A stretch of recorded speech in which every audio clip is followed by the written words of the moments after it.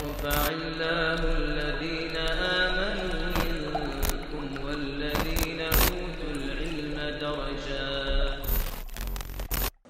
السلام عليكم ورحمة الله وبركاته.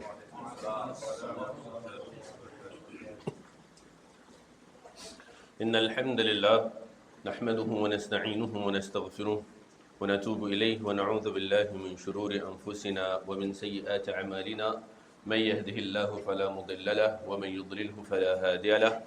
أشهد أن لا إله إلا الله وحده لا شريك له وأشهد أن محمدا عبده ورسوله.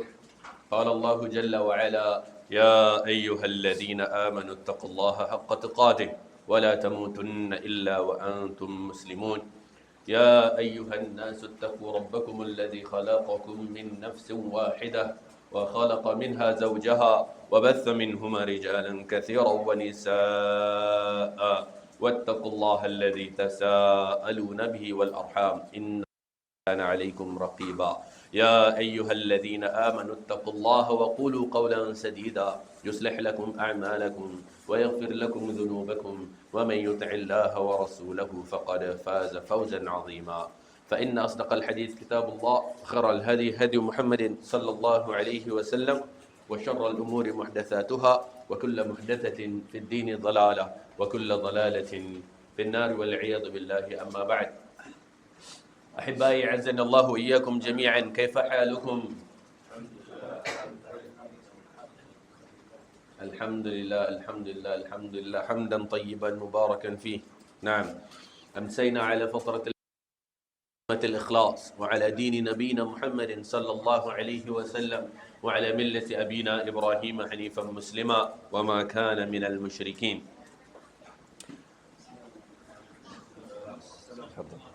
Semua sihat ya? Alhamdulillah. Alhamdulillah. Syukur, syukur, syukur. Alhamdulillah. Akan puja dan puji syukur kehadiran Allah Subhanahu wa taala.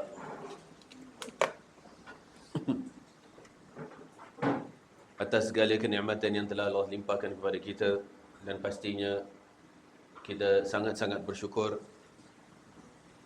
masih diberi tempoh masa untuk kita redeem kembali diri kita, kerana pintu Allah senantiasa terbuka, tidak pernah tertutup bagi sesiapa pun, tidak pernah tertutup bagi, senantiasa terbuka.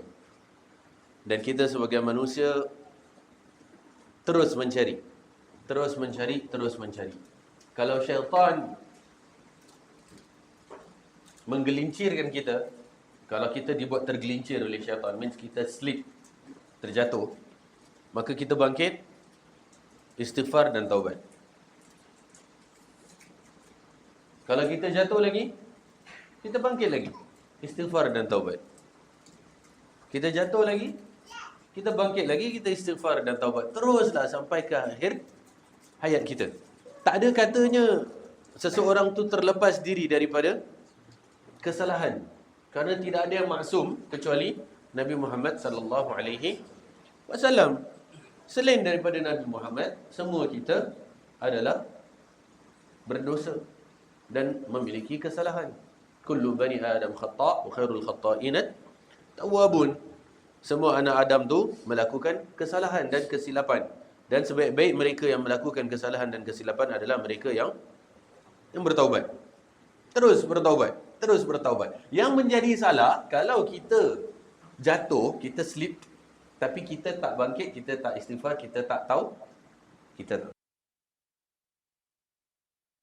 dosa kita yang kita terjatuh tadi di dalamnya. Buat dosa tu suatu yang pasti. Tidak ada yang terselamatkan daripada melakukan dosa. What matters most is, selepas dosa tu, apa yang kita buat?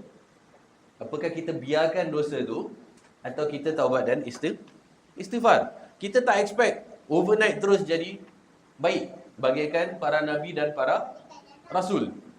Tak. Bukan. Karena Nabi SAW bersabda, Dan ini bukti bahawasanya manusia pasti akan buat kesalahan. Nabi bersabda apa? Wa atbi'is sayyi'atal hasanata tamhuha. Apa maknanya?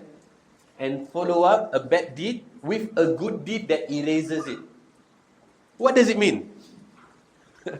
It means Nabi SAW sendiri akur. Nabi SAW sendiri tahu yang manusia buat salah. Mana boleh orang tak buat salah? Tapi apa yang penting adalah apa action kita yang kita buat selepas kita buat salah tu. Apakah kita terus lalai atau kita bangkit, ya Allah, aku dah tersilap, aku dah alpa, dah tergelincir, dah terjatuh, aku menyesal, ya Allah. Nah, minta ampun, minta maaf, minta taubat, istighfar. Itu pasti. So, what matters is apa yang kita buat. Yang namanya buat dosa, buat salah, semua orang buat dosa, buat salah. Yang penting adalah kita nak ambil caranya Nabi Adam atau kita nak ambil caranya Iblis. Antara dua tu. Dua contoh ni, dua-dua contoh yang telah diberi. Kalau ikut caranya Nabi Adam, selepas Nabi Adam buat kesilapan, Nabi Adam bertaubat dan beristighfar. Kalau cara Iblis pula, dia dah buat salah, tapi dia masih terus bergelumang dalam salah dia. Dia tak nak taubat, dia tak nak istighfar. Pasal apa? Ego. Kalau dia taubat, dia istighfar, dah settle. Iblis. If Iblis were to taubat to istighfar, settle. Nabi Adam pun buat salah. Sama aja, dua-dua buat salah. Dua-dua buat salah. Nabi Adam buat salah, Iblis buat salah. Nabi Adam taubat istighfar, Iblis tak taubat, tak istighfar. So kita sama-sama lah dalam perkara ini. Bukan kata Ana ni kemudian maksum. Tak ada yang maksum. Semua kita mesti ada kesilapan, ada kesalahan. Entah mata kita, entah telinga kita, entah lidah kita, entah hati kita, entah fikiran kita, entah macam-macam. Banyak benda. Ada perkara-perkara yang pada masa kalanya tak terkawal. Tak terkawal. It happened spontaneously. Dan terus kita kena train diri kita untuk terus jadi yang lebih baik dengan kata-kata kita. Dan ada orang misalnya dia punya spontaneous reaction tu, bila something happen tu terus celupar. Keluar celupar. Entah dia sebut SIAL ke, entah dia sebut BABI ke, entah dia sebut apa ke. Ada benda setakat benda jatuh, pen jatuh pun terus BBI lah. Setakat. Pasal apa? Dah terbiasa. Kan? Jangan kita tukar-tukarkan lah. Tukar-tukarkan. Jinak-jinakkan lidah kita, jinak-jinakkan minda kita, jinak-jinakkan hati kita untuk tukar ya Allah ke, ya Rabb ke. Apa pun lah kan. Pelan-pelan, sama-sama. Lidah kita, mata kita, telinga kita, hati kita, minda kita, kaki kita, tangan kita, apa sahaja, maka kita bertanggungjawab. Inna sam'a wal basar wal fuada kullun ulaika kana anhu mas'ula. Sesungguhnya pendengaran kita, penglihatan kita, dan hati kita itu akan diminta pertanggungjawaban. Salawat serta salam kepada junjungan besar kita Nabi Muhammad sallallahu alaihi wasallam yang telah membawa kita daripada gelap kepada terang benderangnya Islam. Terang benderangnya Islam. Tadi pagi hari ana ada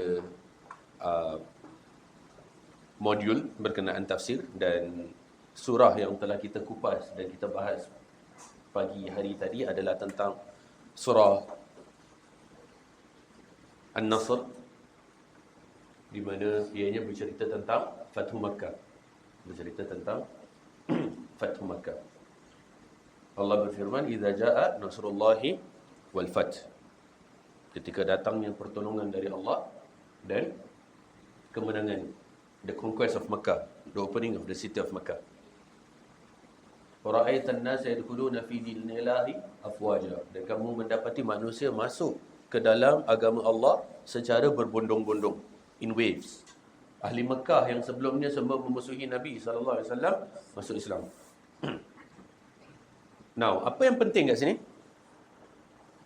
Allah berfirman, fasabbih bihamdi rabbika wastaghfirhu. Ada dua perkara yang Allah suruh Nabi buat. Yang pertama adalah at-tasbih, kemudian al-istighfar. Nah, at-tasbih dan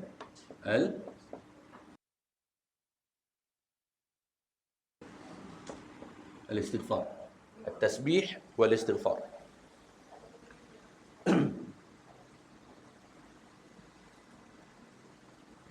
Ada beberapa perkara penting berkenaan dengan tasbih dan istighfar. Kemudian lanjutan ayat, innahu kana tawwaba. Sungguhnya Allah Maha penerima taubat. Baik. Berkenaan dengan tasbih dan istighfar ni, kalau kita perhatikan, ini adalah kunci atau factors yang Allah kaitkan dengan kemenangan kaum muslimin. Di mana jikalau maintain at-tasbih wal istighfar, tasbih ini subhanallah, memanjatkan puji-pujian kepada Allah. Macam surah sabbahalillah, yusabbihu lillah, sabbih isma, semua suruh puji-pujian kepada Allah. Dan di antara puji-pujian yang paling penting tentunya asyukur, iaitu alhamdulillah. Okey. Maka dengan tasbih dan istighfar ni, sesungguhnya yang Allah nak daripada kita ialah asyukur dan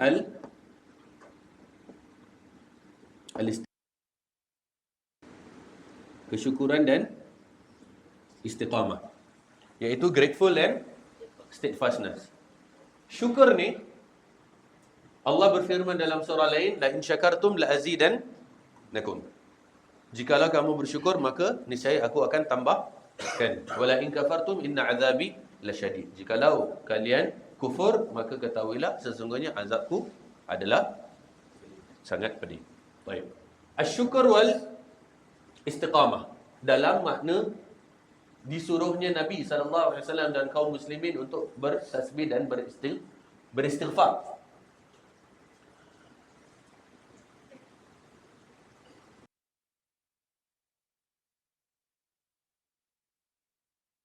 Kaum muslimin tadi. Berarti kalau ada tasbih dan istighfar, maka adalah nasr dan fath daripada Allah. Namun bila mana tasbih dan istighfar lacks, the syukur lacks, the istiqamah lacks, berarti the nasr and the fath lacks too. Dia akan berkurang. Sebab tu kalau kita perhatikan zaman Nabi SAW, zaman followed by Khulafa Ar-Rashidin, mereka amalkan tasbih dan istighfar, iaitu sentiasa bersyukur dan sentiasa pegang teguh kepada religiosity, keagamaan. Teruslah selepas Khulafa Ar-Rashidin, daripada khilafah-khilafah yang ada, sampailah kepada tahap di mana telah berlaku apa yang telah berlaku. Hadatha ma hadath. Kaum muslimin lacks the tasbih wal istighfar, meaning lacks the syukur and the istiqamah. Pegang teguh kepada agama tu dah tambah lemah, tambah lemah. Now, apa consequences daripada kelemahan keagamaan tadi? Dan nasr and the fatah kurang juga. Jadi kita jangan salahkan Allah Azza wa Jal. Kita jangan Allah Azza wa Jal. Barakallahu fiqh. Kita cakap, kenapa kaum muslimin ramai hari ini? tapi lemah. Why are we weak? Why are we weak? Kenapa saudara-saudara kita tu sepertinya nampaknya macam Allah tak tolong? Sekarang soalannya, salahnya salah siapa? Salah kita ke salah Allah? Salah kita atau salah Allah? Nah, kerana the decline dalam berpegang kepada agama leads to that.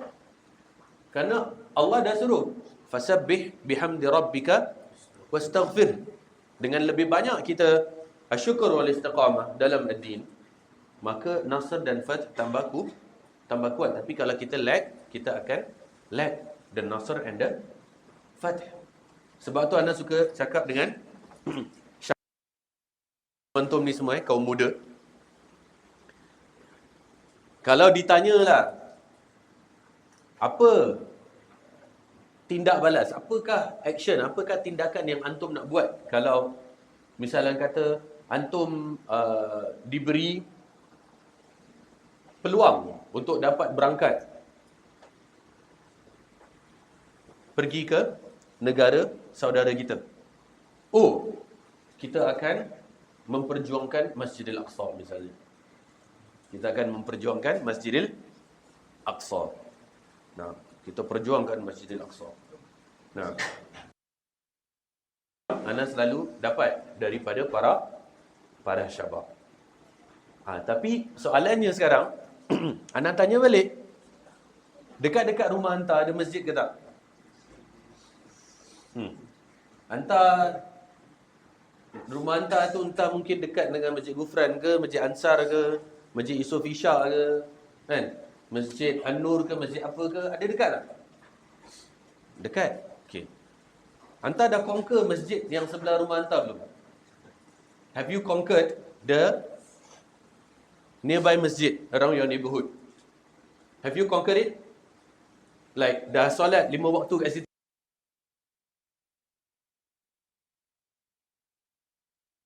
Fajar, Maghrib, Isyak misalnya. Atau kalau tak pun sehari sekali lah ada satu solat misalnya dekat masjid. Paling tidak, target dia at least satu masjid, satu solat dekat masjid. Ada tak dalam keseharian ni yang sibuk dengan dunia? Ada tak? Kalau anda belum boleh nak conquer masjid dekat rumah anda, then what makes you think that you can conquer Masjidil Aqsa? Yang kalau anda conquer Masjidil Aqsa, anda nak buat apa dengan Masjidil Aqsa tu? Dah conquer lepas tu,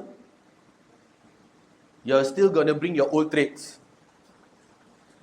Masjid dah conquer, tapi at least tak ada orang kat dalam. Soft, kan? Satu soft, satu setengah soft. Kadang satu soft pun tak cukup. Then what are you talking about? Nah, what kind of perjuangan? Kita punya fasabbih bihamdi rabbika wastaghfirhu. Kita punya syukur, kita punya istiqamah kuat, maka an-nasr dan fath dari Allah akan kuat. Kalau it lags, berarti kita sendiri yang salah, kita sendiri yang kurang. And bayangkan Nabi SAW dengan tahap keimanan beliau, it took him how long? For the Fatu Makkah? 23 years of da'wah. Kalau Fatu Makkah tahun ke-9 lah kita cakap 22 years lah. Pasal Nabi meninggal tahun ke-23 of dakwah. 22 tahun worth of dakwah baru dapat Fatu Makkah. Bukan overnight terus dapat Fatu Makkah. And tu Nabi SAW, bayangkan. Dengan tahap perjuangan beliau, dengan tahap pengorbanan beliau, 22 years worth of dakwah baru dapat nak Fatu Makkah, conquest of Makkah. Bukan senang. Bukan kerana Nabi tu kemudian terus Allah kasih macam gitu je. And Nabi can be complacent and can like take this for granted macam like tak apa, chill. Tak. 22 years worth of dakwah.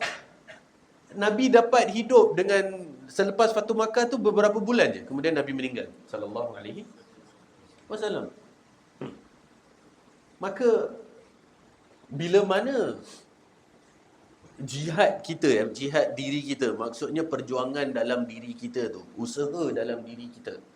Maksud Ana bukan jihad pakai senjata, bukan, tapi jihad yang bermakna secara literal, secara bahasa. Jihad ni is to strive, berjuang. Kita ada jihad kita masing-masing.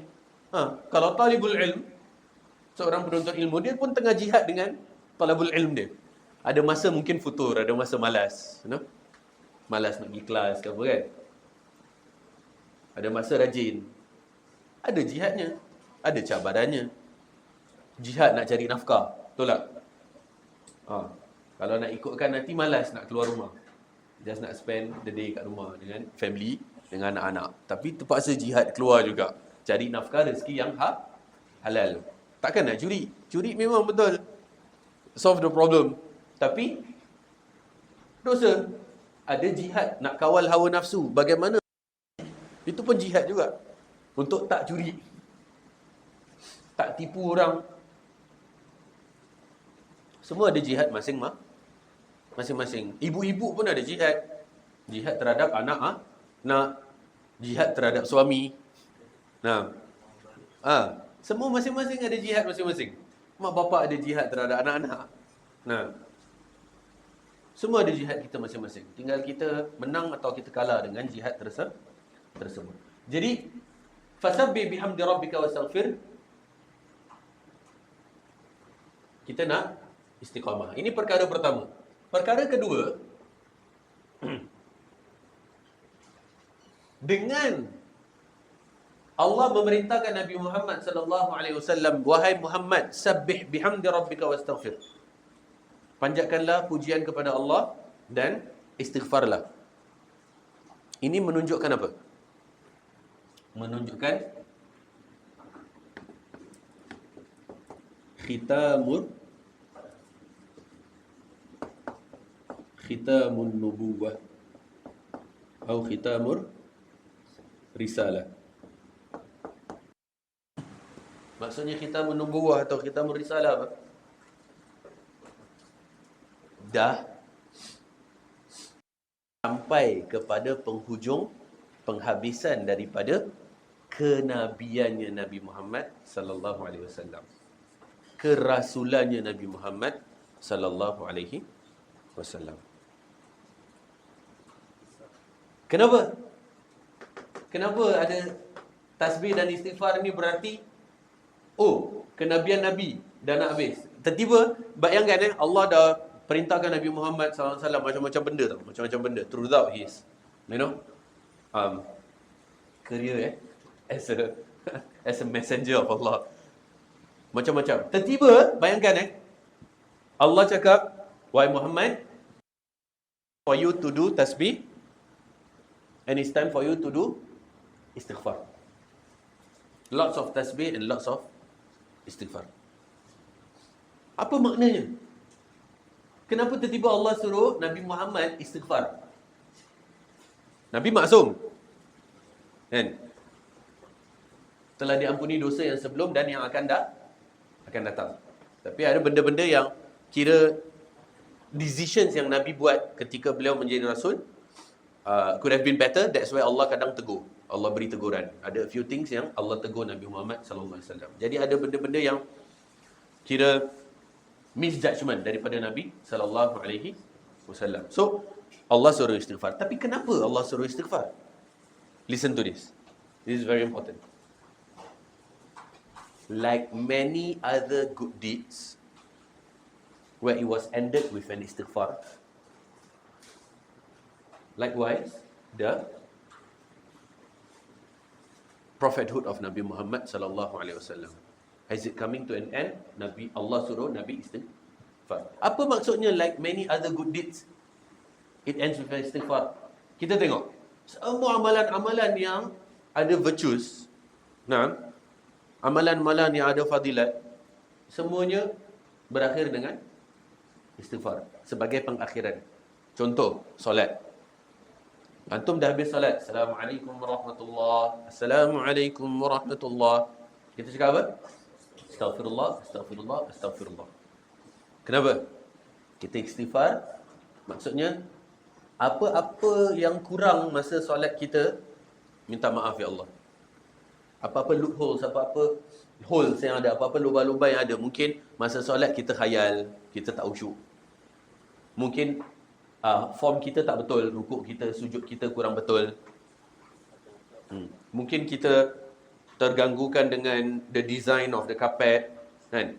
Atau kita semua tu, kan? Could be anything. Could be anything.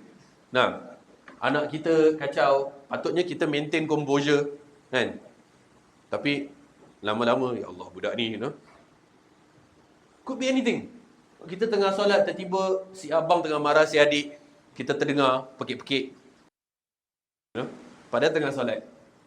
Kita nak maintain the best possible, tapi kita dengar si abang tengah marah si adik. So kita dah off sikit the focus. So kita istighfar. Atau boleh jadi apa? Kita solat lambat. Boleh jadi macam-macam. Pakaian kita kurang sempurna. Kita tak pakai minyak wangi. Apa-apa pun lah. Apa-apa kekurangan. Then kita istighfar. Astaghfirullah, astaghfirullah, astaghfirullah. Minta ampun daripada Allah apa-apa kekurangan dalam solat kita tadi. Baru kita Allahumma antas salam wa minkas salam dan seterusnya. Nah, kemudian haji. Allah Subhanahu wa taala selepas kaum muslimin wukuf di Arafah, Allah berfirman, "Tsumma afidu min haitsu afadhan nas wastaghfirullah." Kemudian berangkatlah sebagaimana manusia semua berangkat. So selepas Arafah tu nak berangkat pergi ke Muzdalifah untuk mabit di Muzdalifah. Allah suruh istighfar. Padahal kalau nak ikutkan keluar dari Arafah tu, manusia adalah seperti baru dilahirkan oleh ibunya. Nah, Allah suruh istighfar.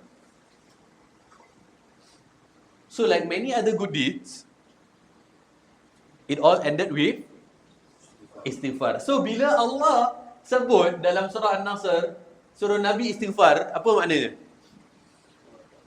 Apa Nabi felt at that point of time? Allah dah suruh aku istighfar ni.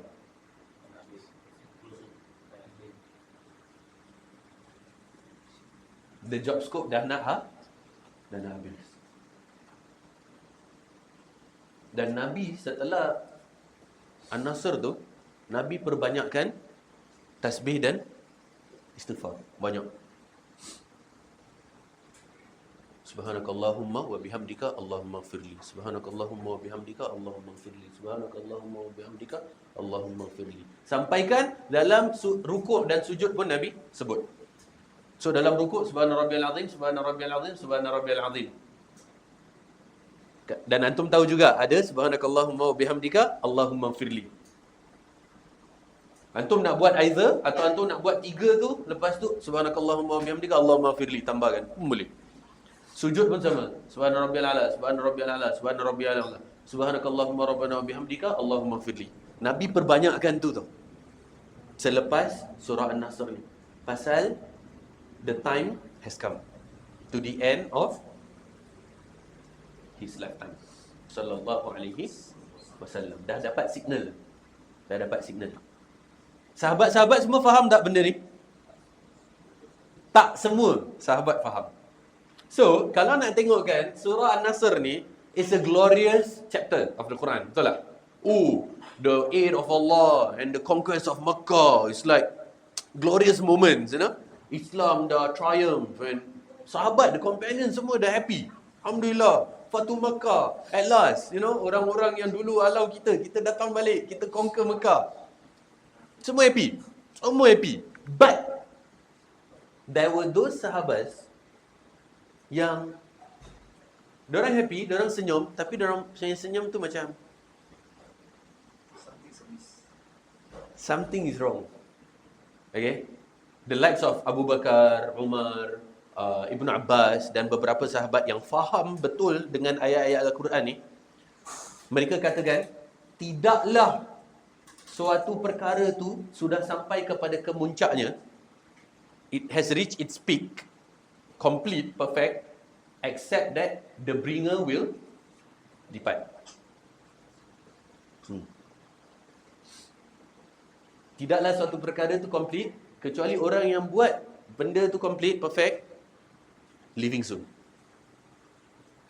Because nothing goes up, that it comes down. Antum dah naik gunung, dah panjat hiking gunung, dah sampai atas, ada atas lagi tak?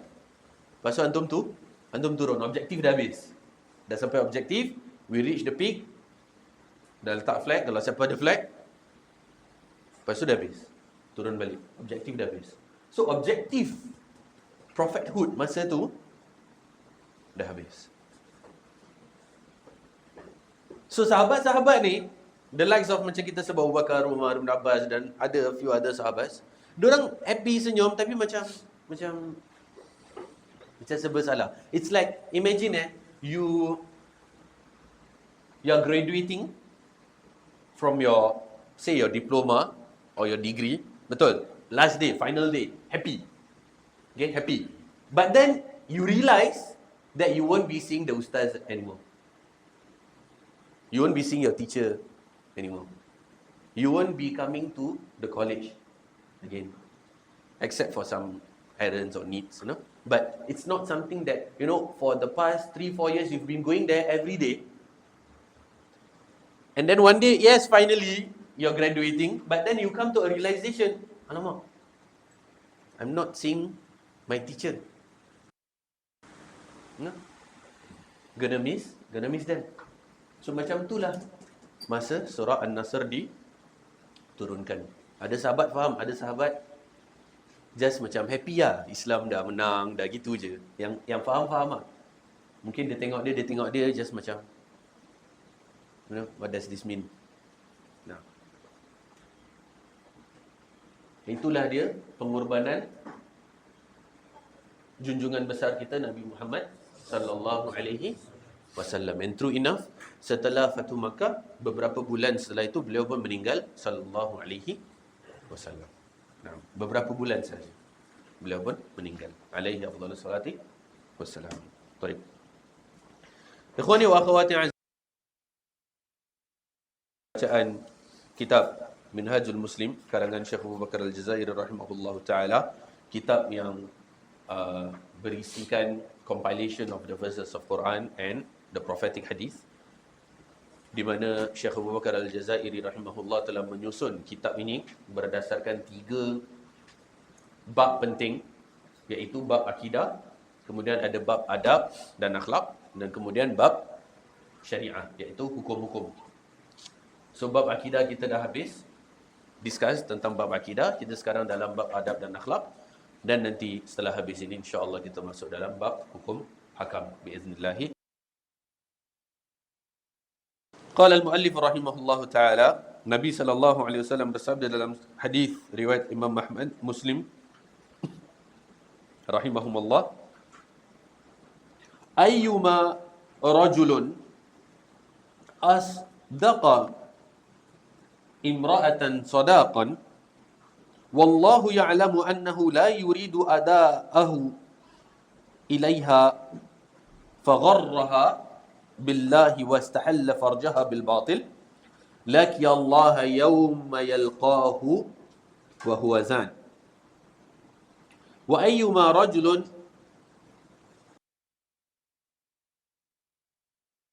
ya'lamu minhu annahu la yuridu ada'ah ilayh fagharrahu billahi wastahalla malahu bil batil laki Allah yawma yalqahu wa huwa sariq.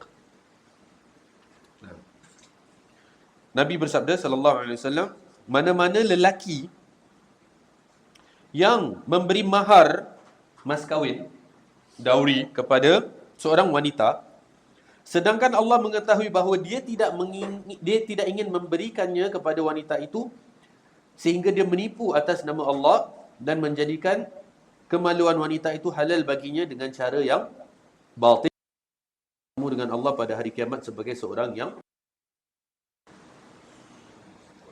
dia istilahnya, dia kononnya dia nak bernikah dengan seorang wanita dan dia pun berjanji untuk memberikan sadaq, iaitu maharnya.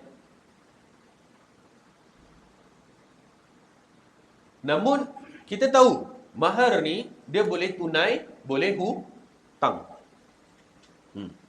Sebab tu bila nikah tu antum jangan ingat Tok Kadi suka-suka cakap tunai ke. Tak. Dia ada hukum. Maksudnya, aku akan nikah dengan fulan binti fulan dengan mas kahwin tunai. Kalimat tunai tu means cash, ada. Tapi boleh juga dengan $100 hutang. Boleh. Means lelaki tu masih hutang dengan isteri dia. Dia punya dowry, dia punya mas kahwin. Dan dia perlu fulfill to pay mahar tersebut kepada isterinya kerana dia telah menghalalkan kemaluan isterinya, the private part of the wife, dengan mahar. But in this case,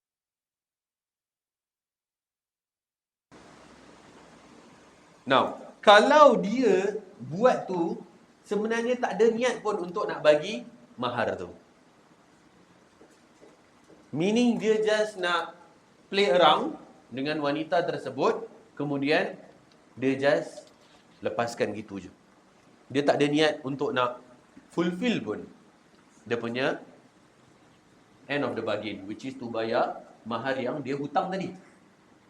Maka dia akan bertemu Allah dalam keadaan seorang yang berzina. Nah, begitu pula dengan dan mana-mana lelaki yang berhutang sedangkan Allah mengetahui bahawa dia tidak ingin membayarnya. So dia hutang duit, kan? Pinjam, nak minta hutang $10, nak minta hutang $50, nak minta hutang kan $100.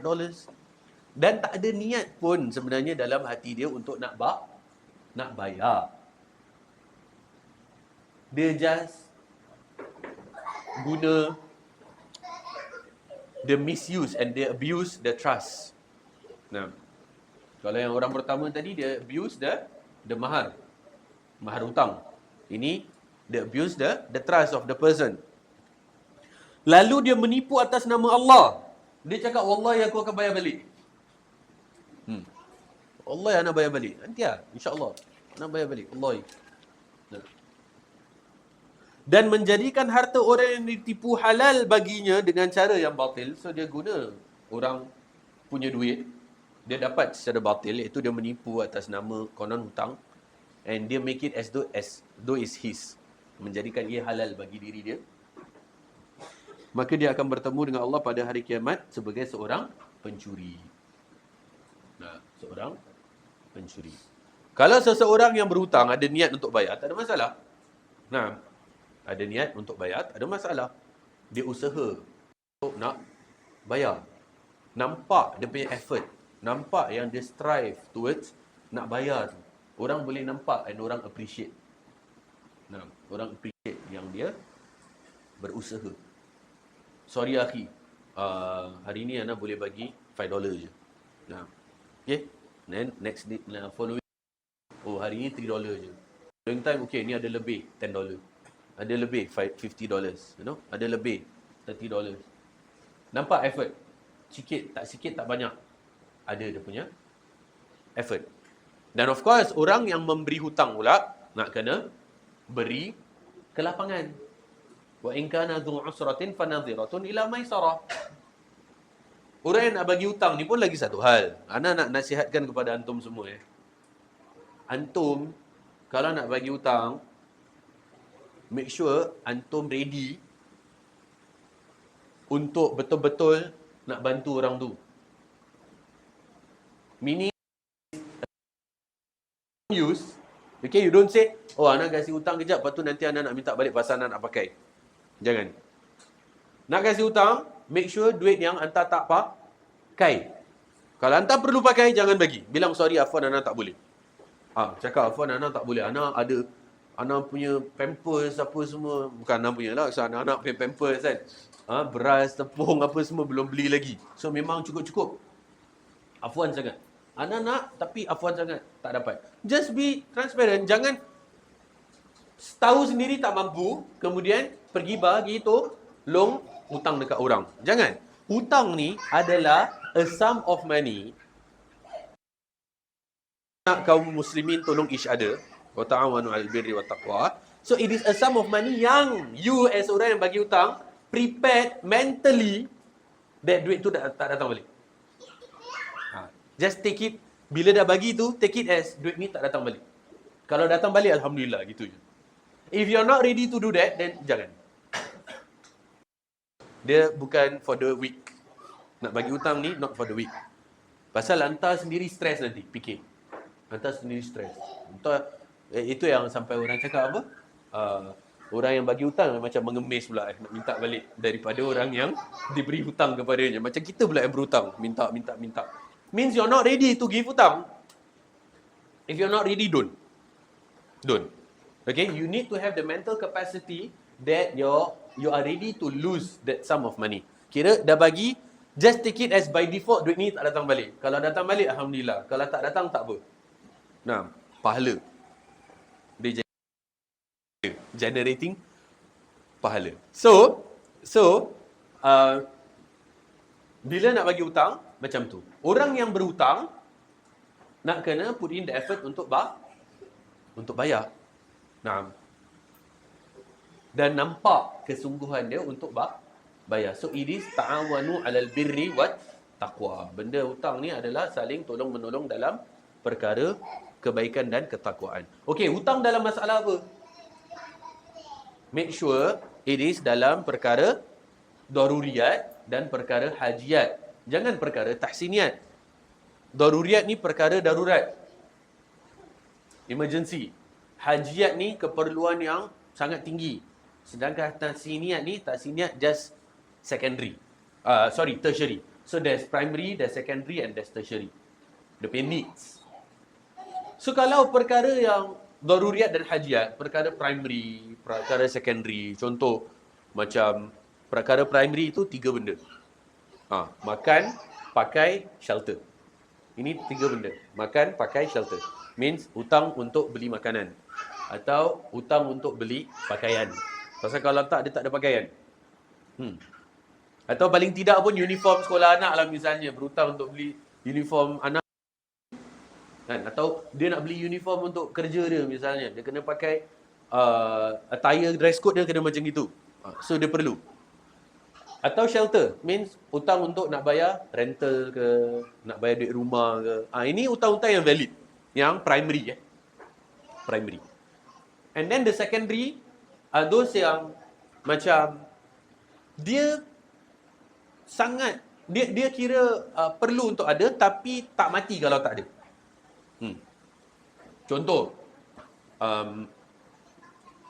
varieties dalam makanan. Ada hari mungkin makan ikan, ada hari makan daging, ada hari makan ayam. Kan? Just makan, yang penting makan. Ada hari makan dengan telur, kicap, ikan masin, garam. Gitu je. Takkan ada hari nak makan tu je kan? Kesianlah orang tu pun nanti ada nutrient deficit nanti. Dia nak kena makan sayur, nak kena makan fiber, nak kena makan carbs, nak kena makan protein, nak kena campur-campur. So, untuk ada varieties of lauk. At least cukuplah carbs, protein dengan fiber lah. At least. Cukup. Balanced diet. Itu primary. Secondary. Pasal kalau kira primary, nasi je dah cukup patutnya. Secondary is at least ada sedikit kepelbagaian. Tertiary, the third level, tahsiniat. Ini maksudnya apa tahu? Maksudnya makan luar. Kan? Pergi bazar. Kan? Hutang tapi untuk pergi bazar Ramadan. Tak valid lah. Tak valid. Kecuali kalau dia tak masak dan memang itu adalah makanan primary, okey lah. Tapi kalau dia pergi bazar Ramadan, dia cukup tu, cukup ni, cukup tu, cukup ni, cukup. Mana viral semua dia follow. Dia cukup. Kan? Orang beli pun dia nak beli, orang try dia pun nak try. Tak nak tertinggal. Itu dah tahsiniat. Tahsiniat jangan berhutang. Jangan berhutang untuk benda tahsiniat. So dia ada apa? Riyad. Daruriyat. Kemudian ada hajiyat. Kemudian ada tahsiniyat. Daruriyat adalah primary, Hajiat ialah secondary, and then tahsiniat ialah tertiary. Macam education kat Singapura juga, primary wajib tak? Wajib. Mana-mana parent yang tak sekolahkan anak, tak masukkan primary school, parent boleh kena tangkap.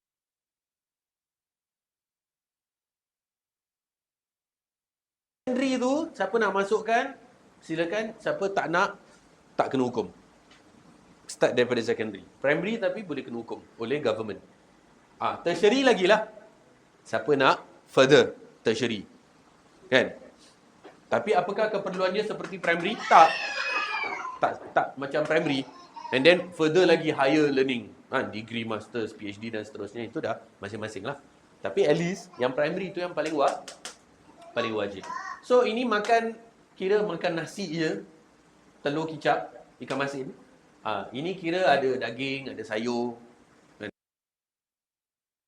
Diet lah, taklah extravagant mana. Bukanlah kata dengar daging ikan semua dah extravagant. Bukan. Tak, dia kira sekadar cukup juga. Kan? Mungkin daging kicap ke, kan? Ikan masak lemon ke, apa ke. Something lah kan. Steam lemon.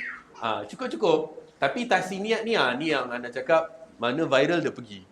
Sampai berhutang untuk nak follow, pergi bazar. Beli tu beli ni. Kan? Sanggup queue berjam-jam misalnya. Misalnya.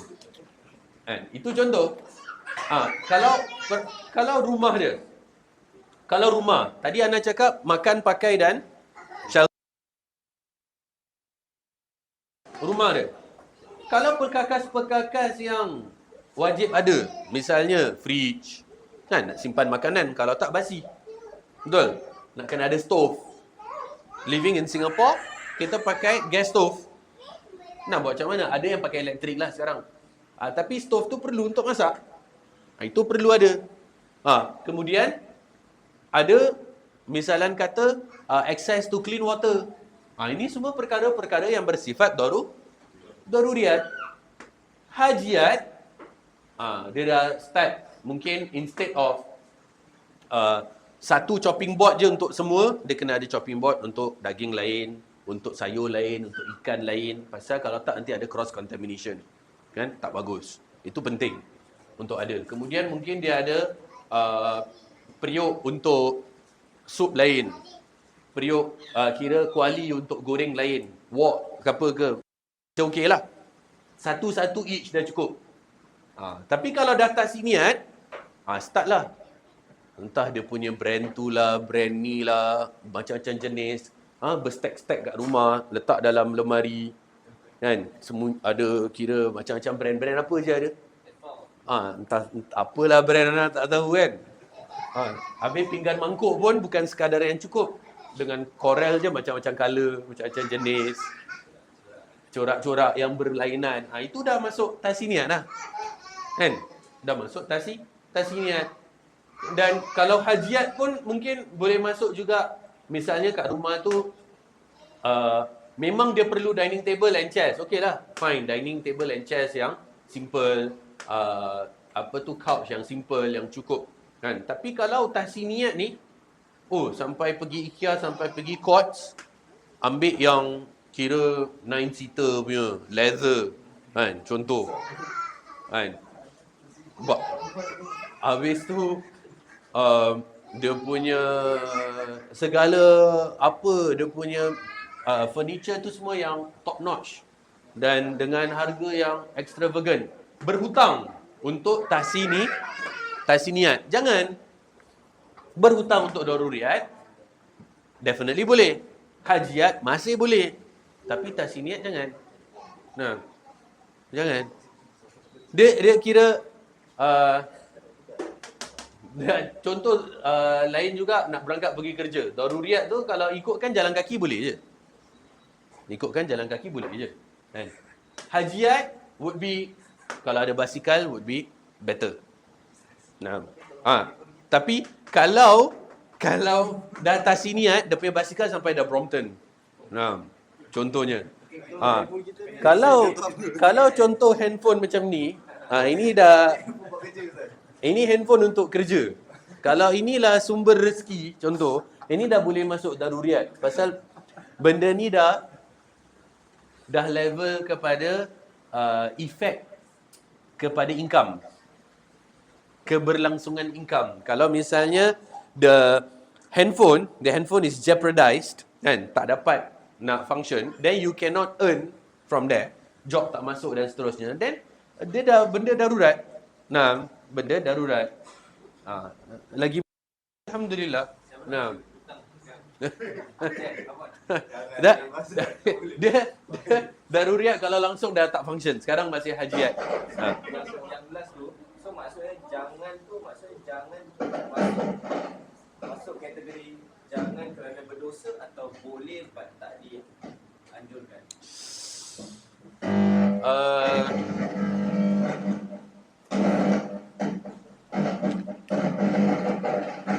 Dia kalau di sini kira kalau kita kata dalam bahasa Melayu ukur baju masing-masing. Ukur baju pada badan masing-masing. Kalau memang anta based on your calculation you have the capacity untuk misalnya benda tu installment and then you have the capacity untuk bayar installment. Tak ada tertunggak contohnya, tak ada lambat bayar ke apa semua. You know your means, you know. Then mubah saja boleh. Mubah dalam arti kata from your monthly salary memang ada portion yang memang untuk bayar. Mungkin anta ada pinjam, misalnya berhutang dengan mak dulu ke, berhutang dengan abah dulu ke, nak beli benda tu, beli benda ni, yang mana benda tu masuk kategori ni. Tapi anta tahu that you have the capacity untuk bayar balik. Nah, then you may do so. Or even better, you instead of hutang dulu, beli barang dulu, kemudian bayar, why not you save up that money that you have, save up, okay, maybe by the 5th month, by the 6th month, by the bulan keberapa, then you're able to buy it, misalnya. Then alhamdulillah, alhamdulillah, nah, that would be better. Because why? Because given that it's tahsiniyat, means you don't need it urgently. Kadang it's a battle of needs and wants. At times it's a battle of needs and wants. Itu dia. Kan, orang hari raya, kawan jiran beli sofa baru, kita pun nak beli sofa baru. Jiran tukar langsir baru, kita pun nak tukar langsir baru. Semua benda yang jiran kita buat, kita pun nak follow. Padahal kita punya furniture tu masih elok. Kadang bila hari raya anak tengok orang-orang buang-buang dekat bawah, dekat tepi lip tu kan, masih elok-elok kadang. Nah, masih sangat bagus. Tapi kita susahkan diri kita untuk barakallahu fiik, untuk berhutang, bersusah payah, untuk kemudian nak fulfill all these tahsiniyat, which is not supposed to be the case. Sebab tu, kalau antum nak apply zakat pun dekat MUIS, yang valid apa? Yang valid, contoh, bil api air tak bayar, kan? SP hantar 2, 3, 4 bulan tak terbayar. Then, it's a valid and genuine case. Kemudian, contoh, sekolah anak-anak tak bayar, kan? School fees tak bayar, atau rental rumah tak bayar. Ni semua legit punya case. Jangan pula hantar minta zakat dekat MUIS, tiba-tiba hantar orang tengok apa? Installment kat IKEA, installment kat Courts contohnya, kat Harvey Norman. Tak boleh lah. Itu semua bukan benda yang kategori daruriyat atau hajiat. Nah. So tahsiniyat can say that branding also is a part. Branding.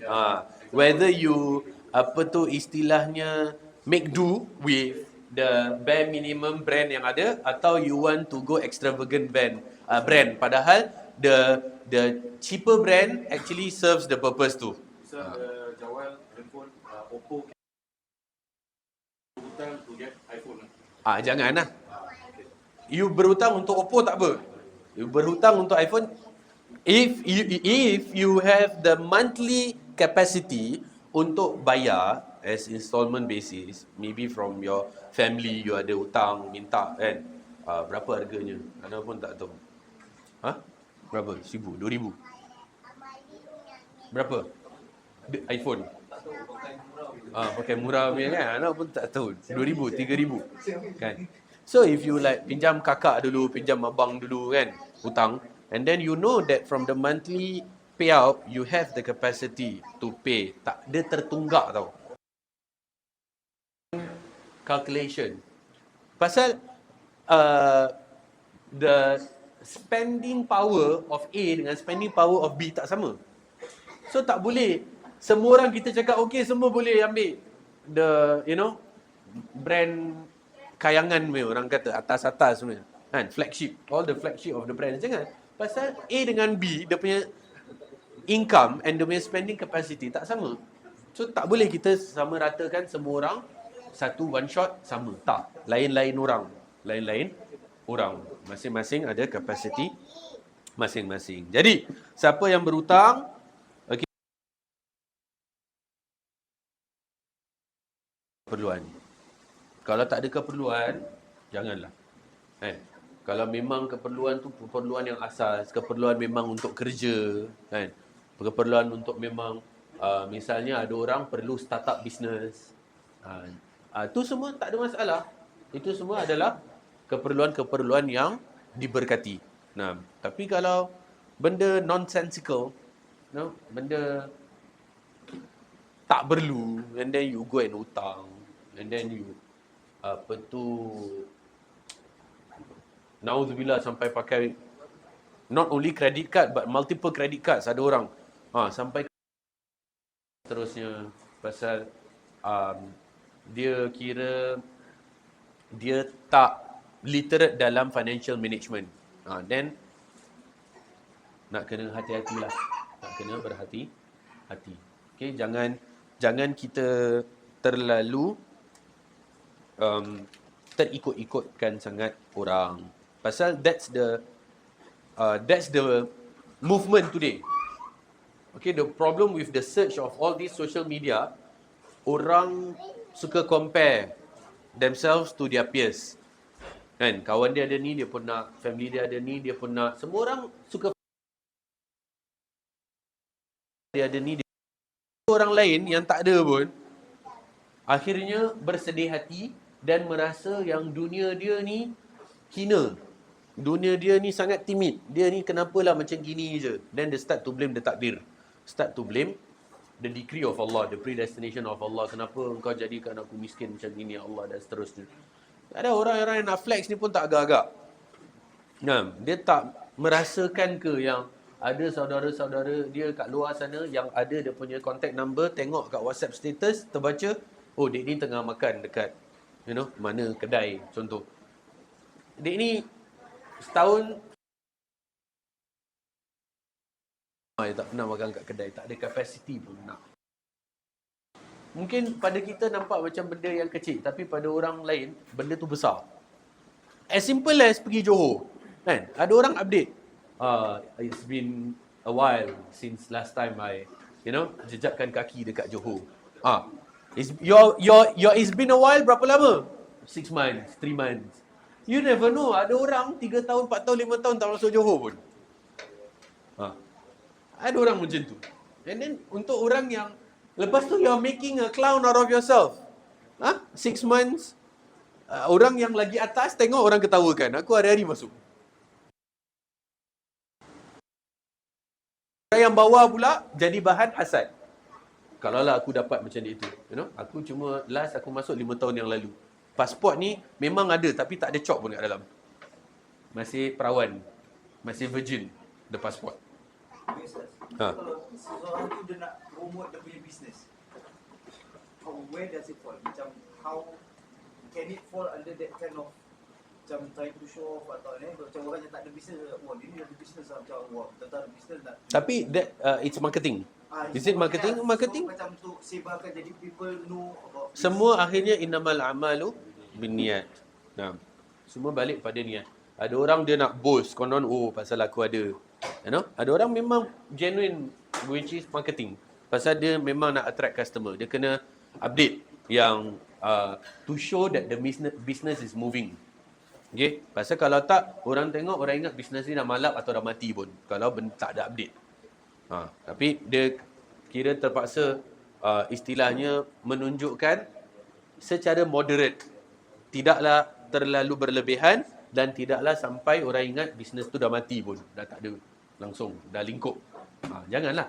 So kalau memang ada ilmunya, nak kena gunakan ilmu dengan sebaiknya. Nah, Berhutang dengan depan Allah sebagai pencuri. kalau dia niat tak bayar. Niat tak bayar. Bayarlah, sengaja dengan sengaja lah. Sengaja. Tapi kalau berhutang dengan bank, Ya, samalah. sama kan?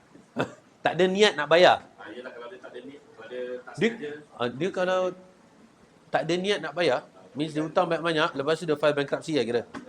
cara tu. Ada orang begitu. Ada orang gitu kan. Dia memang niat tak nak bayar. So, Dia hutang banyak-banyak, dia ambil loan banyak-banyak, kemudian dia file bankruptcy.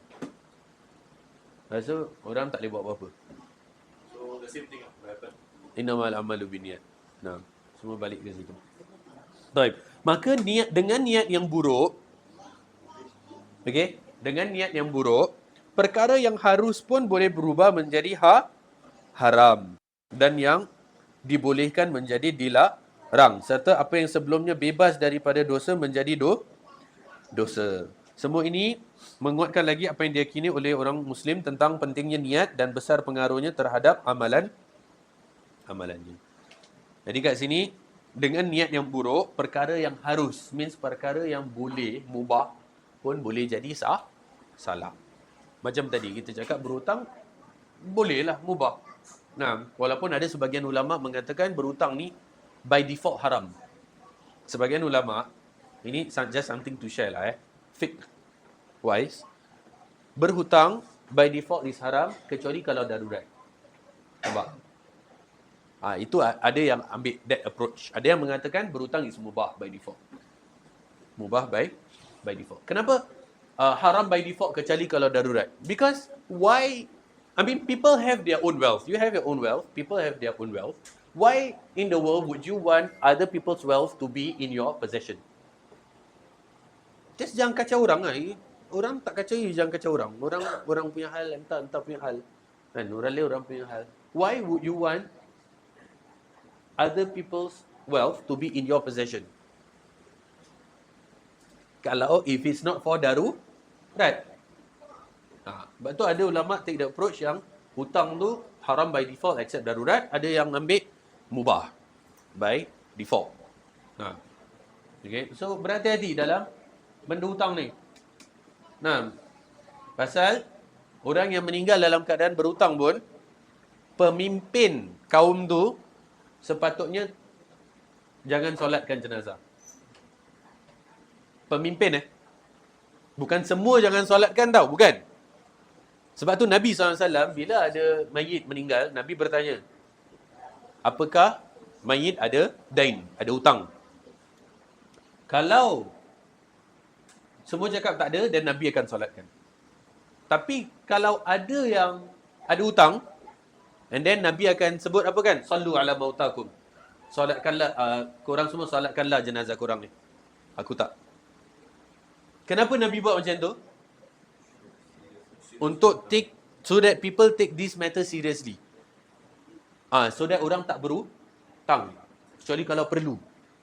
Tapi bukan semua tak solat. Bukan. Pemimpin saja. Orang yang ada, istilahnya ada status, okay, di tengah-tengah masyarakat tadi, jangan dia solatkan. Tapi yang lain solat. Sebab Nabi sebut, sallu ala mautakum, solatkanlah jenazah kalian. Cumanya nak tunjukkan, kira semua orang macam, kalau aku mati ada hutang, nanti, Amir tak solatkan aku. Semua orang tak nak macam tu. Semua orang tak nak macam tu. So, make sure semua orang habiskan hutang. And kalau boleh, jangan berhutang. Ini menunjukkan beri pentingnya jangan berhutang. Nabi cakap, sallu ala mautakum. Sampai masa keadaan tu kan, zaman Nabi tu, ada sahabat yang ada hutang. So, Nabi cakap, sallu ala mautakum kan. Dia semua dah macam kelang kabut tau. Terus ada sahabat yang, ya Rasulullah, ana laha. Ya Rasulullah, aku bayarkan. Tapi at least engkau solatkanlah. Dia tak sampai hati yang jenazah sahabat ni Nabi tak solatkan. Dia tak sampai hati. So dia cakap, ana atakafal, aku bayarkan ya Rasulullah. Tapi at least kau solatkanlah. Aku bayarkan. Aku yang tanggung. So, nak ke kita meninggal dalam keadaan berhutang? Nah, lagi tak perlu, cukup. Just make do dengan apa yang kita ada. Nah, bersyukur. Bersyukur. Really. Like, it's all about qana'ah. Qana'ah where ar-ridha bil qalil. Reda dengan yang sedikit. Reda dengan apa yang ada. Dah. Jangan, please, free time, masa-masa free tu, jangan tengok social media banyak sangat. Nah. Banyak free time tu buat benda lain. Benda perkara berfaedah yang lain.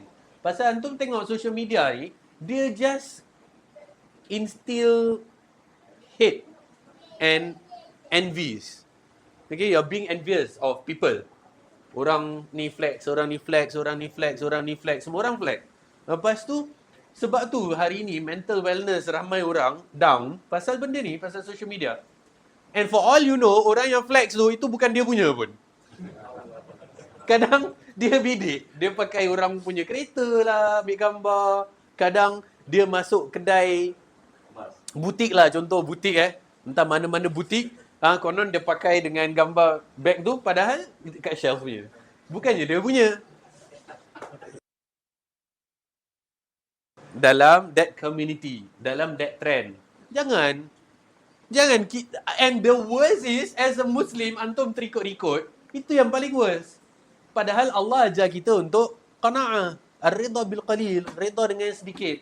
Allah tak suruh kita untuk live extravagant, untuk tunjuk, bahkan kalau ada pun diam-diam sudah. Jangan tunjuk kat orang. Nah. Tapi macam mana to show as the sign of grateful. Macam orang berhujah dengan wa amma bi nikmati rabbika. Dan dengan nikmat Tuhanmu, maka tunjukkanlah. Nah. Moderate. Where's the borderline? Apa yang moderate? Apa yang within daruriyat hajiyat, and dia memang bukan nak flex. Dia memang, itulah dia. Apa yang kira memang kena pakai. Dia ada kereta tu lah, takkan nak. Dia tak ada kereta lain, takkan nak jalan kaki. Dia kena pakai kereta tu yang ada tu. Memang itu yang dia perlu untuk family dia. Itu yang dia perlu untuk kerja dia. Dia punya line of work memang perlu dia untuk pakai kereta tu. Pasal it serves the purpose. Misalnya the journey that he needs to travel, atau the kind of gas yang he have in his car. Then nak kena follow suit apa keperluan dia. So kalau memang itu adalah sekadar keperluan dia, maka itulah sekadar keperluan dia. Bukanlah dia meaning being boastful atau being showing off atau seterusnya. Okay, Ana ambil kesempatan ni untuk share something. Ana mungkin pernah share lah benda ni sebelum ni kat sini. Nah, okay. Perbezaan rumah dengan kenderaan. Perbezaan rumah dengan kenderaan. Mana yang patut besar, mana yang patut kecil?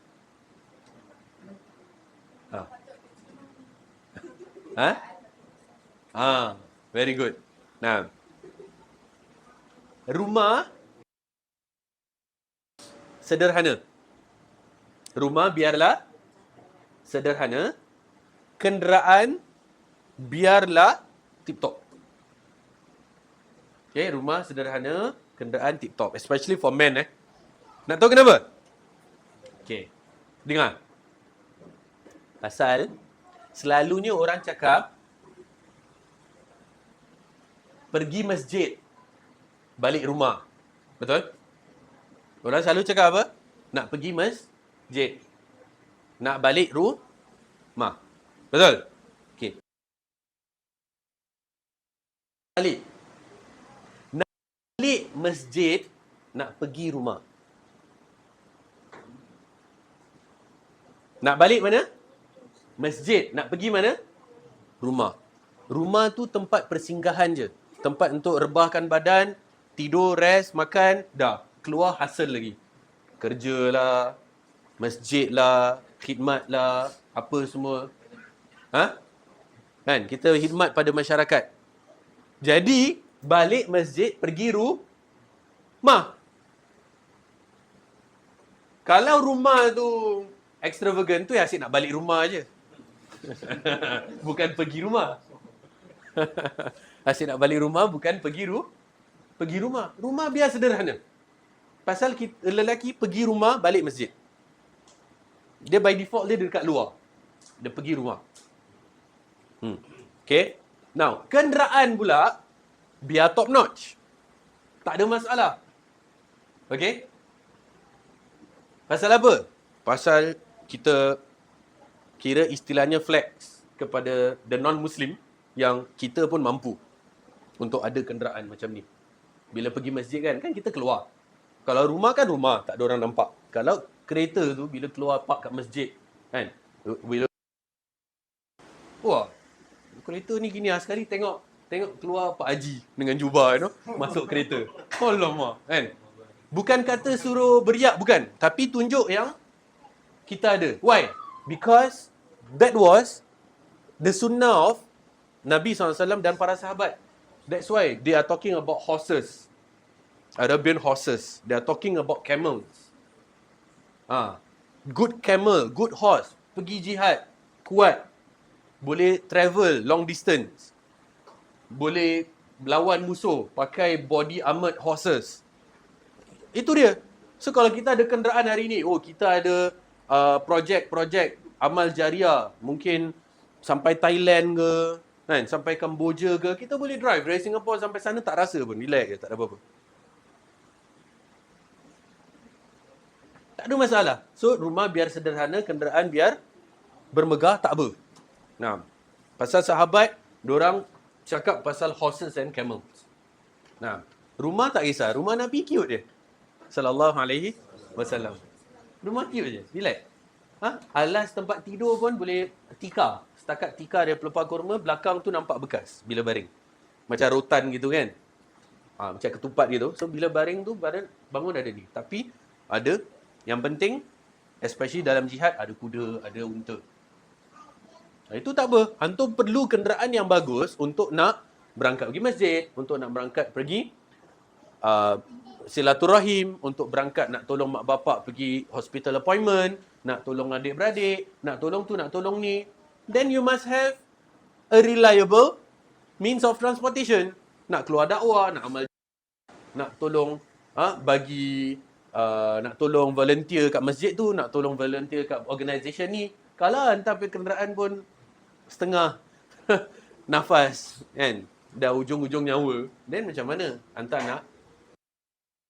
Because that is a means of reward generating machine. Kenderaan. Nah, okay, dia boleh generate reward. Kalau rumah, dia gitu je.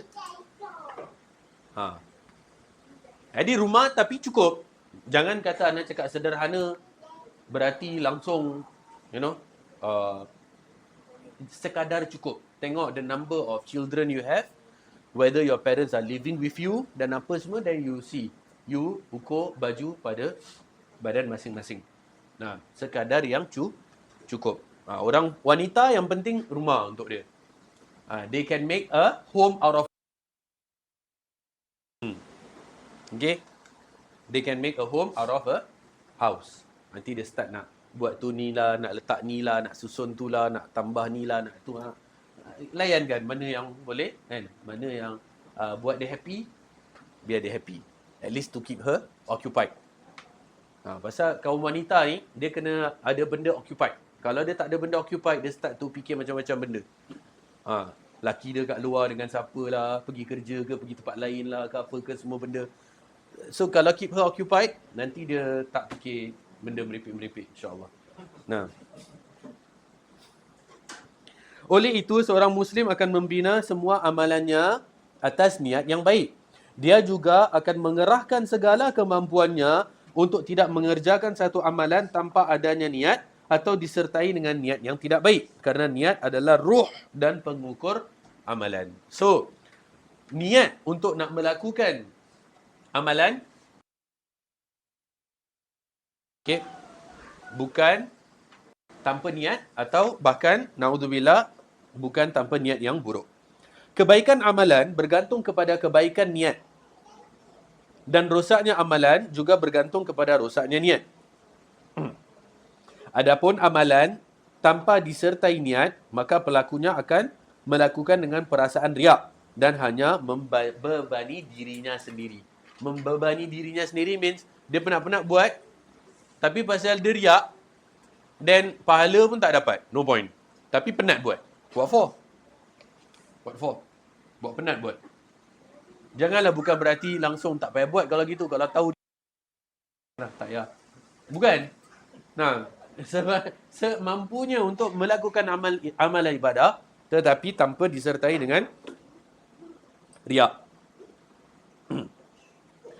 Di sini juga anda nak kongsikan tentang sebuah kaedah. Wa kam min amalin saghirin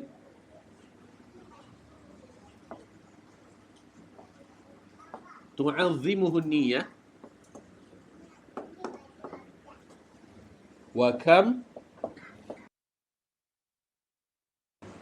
amalin kabirin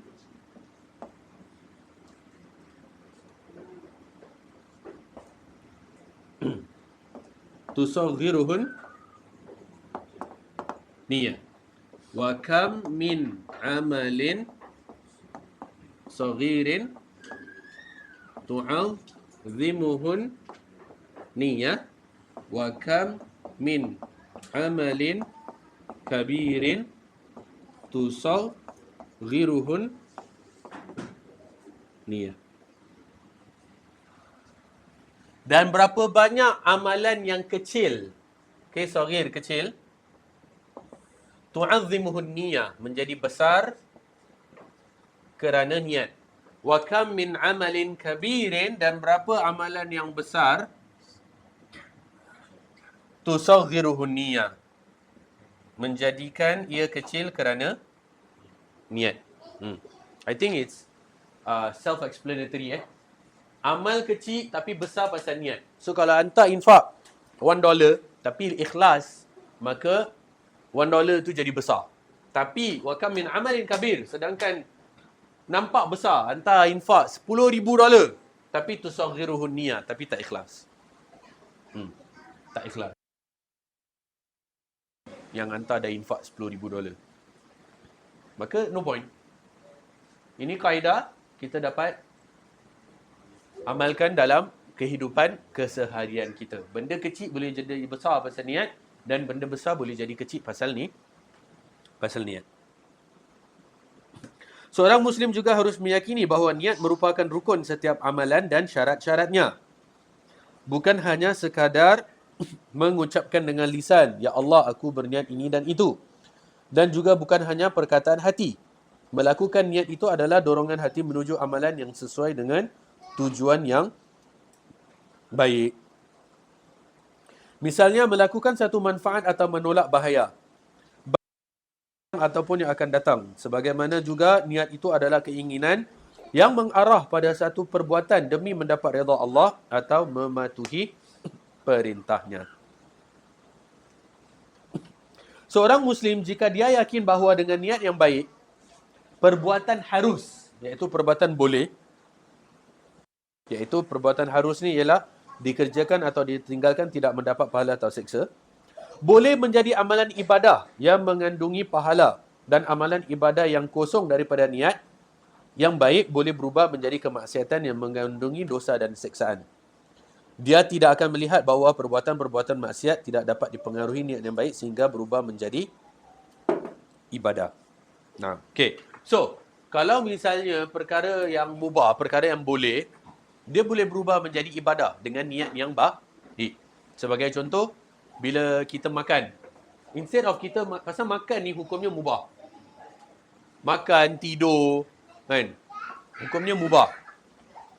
Jadi bila kita makan, instead of kita makan just untuk nak isi tembolok gitu, kan? Nak isi perut gosong, nak kenyang, instead of that, dalam mana kita makan, kita niat, ya Allah, aku makan supaya aku ada nutrients. Jadi aku dapat solat. Jadi aku dapat nafkah, cari rezeki yang halal. Jadi aku kuat untuk nak jaga anak-anak aku. Nak dokong dorang, nak lari-lari satu rumah, kejar dorang. Makan tu niatkan untuk perkara-perkara yang baik. Maka makan tadi yang asalnya mubah berubah menjadi ibadah. Nah, begitu juga dengan ibu-ibu yang dekat rumah. Bila siang ikan ke, bila potong sayur, bila sapu rumah, mop rumah, yang mana asalnya mubah dapat berubah menjadi ibadah. Ya Allah, aku masak ni untuk keluarga aku. Jadi mereka mendapat makanan yang berkhasiat supaya mereka dapat beribadah dengan baik kepadamu, ya Allah. Aku menjaga rumah ni bersih supaya dapat beribadah dengan selesa, ya Allah. Tapi buat tu dengan penuh keikhlasan dan dengan niat untuk mengubah kemas rumah tadi menjadi pahala. Jangan pula kemas tapi komplain. Baik suami, baik isteri.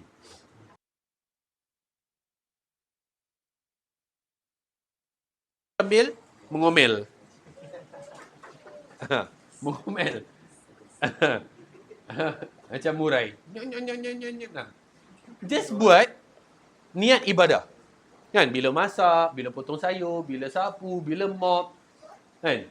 Anak tumpahkan apa benda, just mop, just ini syurga aku, ini syurga aku, ini syurga aku. Itu je. Anak makan berkecah, inilah syurga aku. Kan? Anak tumpahkan itu, inilah syurga aku. Semua benda ini syurga aku. Nah. Jadi semua masing-masing ada jihad masing-masing. Okay. At the same time, oleh kerana itu orang yang mencela orang lain dengan maksud untuk menenangkan dan menghibur orang yang lainnya, dia tetap disebut sebagai orang yang derhaka dan berbuat dosa kepada Allah. So if someone makes fun of someone for the entertainment of others,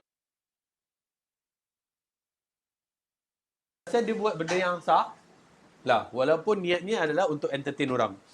Kan? Make fun of other people. Make a joke out of people. Lagi orang tu tak redha. Orang tu tak redha. Kalau orang tu redha tak apa. Dia macam tak kisah.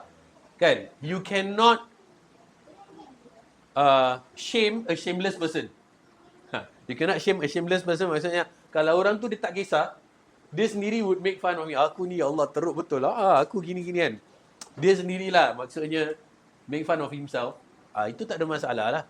And kalau kawan dia pun memang kawan rapat of dia, kira dia tahu yang kawan dia boleh take it, boleh redha dengan that joke, tak apalah. Tapi kalau kawan dia tahu orang yang tak boleh take it, like that person would be triggered, tak redha dengan apa yang orang ni panggil-panggil, then jangan. Sebab tu Ana pernah kongsi sebelum ni, Ana pernah ada satu kawan ni, barulah nak jadi kawan, pasal baru kenal, kawan daripada kawan lah. So semua panggil dia, istilahnya tu bab. Bab tu gede bab lah kan. Nah, pasal dia besar. Tak, bab, gede bab. Debab. Debab lah. Like, bab pergi, bab balik, bab pergi, bab balik. Ana pun panggil dia nama dia lah kan. Kemudian, Ana tanya secara langsung, Ana nampak orang lain panggil hantar dengan disturb bab. Okay? So, Ana nak tahu hantar redha ke tak. Ana direct, Ana terus tanya. Ana nak tahu hantar redha ke tak. Pasal, I need to know, why? Because kalau I'm in the presence of orang-orang ni, lepas tu diorang tengah refer hantar as bab, Ana nak tahu, is it something yang you're okay to be nicknamed with, atau it is something yang akan bersifat ribah. Because hantar tak redha, orang panggil hantar gemuk. Sebagai contoh. Jadi dia cakap, tak apalah Fa, Ana tak kisah. Orang-orang pun dah panggil Ana ni. Hantar nak panggil Ana pun tak apa. Dia cakap gitu. Panggil bab. Kan? So dekat handphone pun Ana letak nama dia, bab. Nama lepas tu bab. Kan? Dekat handphone lah. Untuk tahu pasal nama tu ada ramai orang. Sifat dia. Pasal nama tu ada ramai orang nama yang sama. Dia sendiri redha, dia cakap tak apa, kan? Then Ana letak dia, untuk nak distinguish, Ana letak bab. Tapi dia okay, means dia boleh. Tapi kalau orang tak boleh, hantar jangan. Wala tanabazu bil alqab, bi'sal ismul fusuq ba'dal iman. Jangan kita nickname orang sembarang. Panggil orang Ndik lah pasal dia pendek kan. Ndik contohnya. Kan? Mok ke? Ke apa-apalah nama-nama lain kan yang ini. Walau orang tu tak redha, kita jangan panggil walaupun for the entertainment of others. Habis kalau binatang peliharaan, Kenapa? kita panggil dia Ada nama katil. pasal jenis dia ke pasal nama dia? Memang dia tak ada gitu lah. Tapi dia punya memang Ana tahu macam ayam ada kucing kaki pendek and memang jenis dia nama ayam katik. Nama dia ayam katik, kucing katik. Kucing katik Ana tak tahu lah. So take it as dia punya jenis lah. Jangan kita mencela dia. Nah. Tanya belum binatang tu dah redha. Itu dia. Test lah kalau panggil misalnya sayang dia datang, panggil katik dia tak datang berarti dia tak redha. Entah panggil katik itu dia tak redha selama ni. Nah.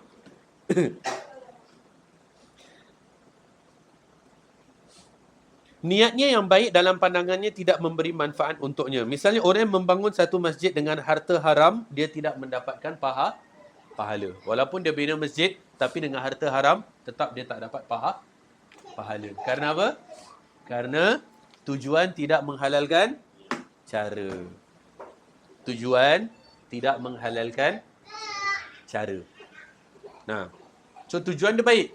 Tapi entah buat dengan cara yang salah, tak boleh. So, kalau istilah Robin Hood dalam Islam tak boleh. Entah curi untuk kasih dia needy, tak boleh. Entah merasakan konon macam bagus lah. Kan? Samaritan ke apa kan, feeling-feeling. Entah curi, kemudian kasih orang yang perlu, tak boleh. Nah, kalau entah ambil secara hak untuk bagi kepada fakir miskin, boleh. Misalnya, you are an amir and orang-orang ni memang tak bayar zakat. So, entah ambil hak fakir miskin daripada orang-orang kaya ni yang tak bayar zakat. Itu secara hukum boleh, tak ada masalah. Tapi curi tak boleh. Orang yang menghadiri pesta tarian dan senda gurau atau membeli loteri 4D Toto dengan niat untuk membiayai suatu kebaikan atau untuk kepentingan jihad dan sebagainya, dia adalah orang yang berdosa kepada Allah, dia akan mendapat dosa dan tidak diberi pahala. Orang yang membangun kubah di atas kubur orang-orang soleh, kubah yang dom, atau menyembelih kurban bagi mereka, iaitu sembelih kurban untuk orang-orang soleh yang dah meninggal. Kira orang soleh dah meninggal, dia sembelih untuk pahala, kira dia buat tu atas dasar mendekatkan diri kepada orang soleh yang dah meninggal tadi tu. Bukan untuk dia sembelih pasal nak mendekatkan diri kepada Allah tau. Tapi dia sembelih kambing untuk mendekatkan diri supaya orang soleh yang dah meninggal dalam kubur tu redha terhadap dia. Boleh tak boleh? Nah. Di one point, kita selalu nampak orang bikin pesta untuk collect donation. Ada. Jadi fall into that. Kemudian ada kira dia punya charity fundraising tu adalah dengan mesti nak kena dengan cara-cara yang boleh lah. Jangan yang tak boleh. Nah, cara yang boleh jangan pasal this explains everything. Nah, this actually explains everything. Apa teruk nak sangat ke sampai tak ada aktiviti lain yang boleh buat? Dah mati akal sangat, dah tak ada idea ke nak buat benda yang untuk fundraising yang boleh. Ada orang non-Muslim pun pandai, diorang buat golf. At least sports.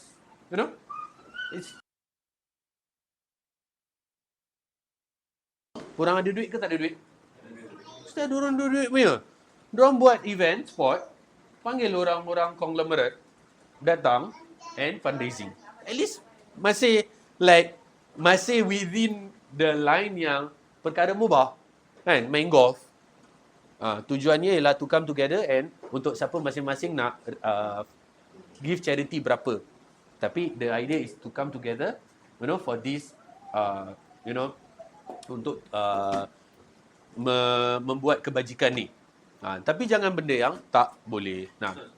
Macam ada organisation orang bikin ride for charity. Itu boleh tak? Ride, motor. Oh, naik motor. For charity. Naik motor kat mana? Travel Within ke? Singapore to get a charity. Sampai level safar ke tak? Ada Ada yang ada bersafar, ada yang tidak. Ada yang daerah Singapura je. Kalau tak musafir, okey lah. Kalau musafir, tak boleh. Kalau musafir, then nak justify that safar becomes a legal syariah compliant safar, then make sure it's backed by perkara-perkara yang memang syar'i compliant lah. Pasal safar ni, maksudnya apa tahu? You expose yourself to the risk of accident, injury on the road as you ride and you convoy ni semua kan. So, takut tak sebanding. Because safar, janganlah seorang safar kecuali ada keperluan. Kalau tak ada keperluan, jangan safar. Pasal you're exposing yourself to danger and harm. Provided the convoy this kind of thing, tak ada maksiat. Tak ada maksiat. And the convoy is memang dorang misalnya pergi ke rural area of Malaysia untuk buat perigi contoh. Memang involve perlu kat sana untuk nak together buat charity tu, buat amal kebajikan tu. Then insyaAllah bi'idhnillah ta'ala. But otherwise just need to be more careful lah dalam kita nak dalam cara-cara kita nak fundraise tadi. Wallahu alam. So orang yang membangun kubah di atas kubur atau orang yang menyembelih korban bagi orang-orang yang di dalam kubur tadi, atau orang yang bernazar untuk mereka dengan niat menunjukkan cinta mereka kepada orang-orang kubur tadi, dia adalah orang yang derhaka kepada Allah, berdosa atas perbuatannya meskipun niatnya itu baik seperti anggapannya. As though dia menganggap benda tu baik. Pasal kita tak buat apa ibadah kecuali untuk lillahi ta'ala. La malakun mukarrab wala nabiyyun mursal. Tidak untuk malaikat yang dekat dengan Allah dan bukan pula kepada nabi atau rasul yang diutus. Tak. Ada tak orang pernah buat amal ibadah untuk Nabi Muhammad sallallahu alaihi wasallam? You know, sengaja sembelih korban ni untuk nabi. Sengaja amal ibadah untuk nabi. Kalau untuk nabi je tak boleh, dan apatah lagi untuk selain nabi. Semua amal ibadah pastinya harus ditujukan kepada Allah sahaja. Perbuatan itu tidak akan berubah menjadi satu ibadah dengan niat yang baik.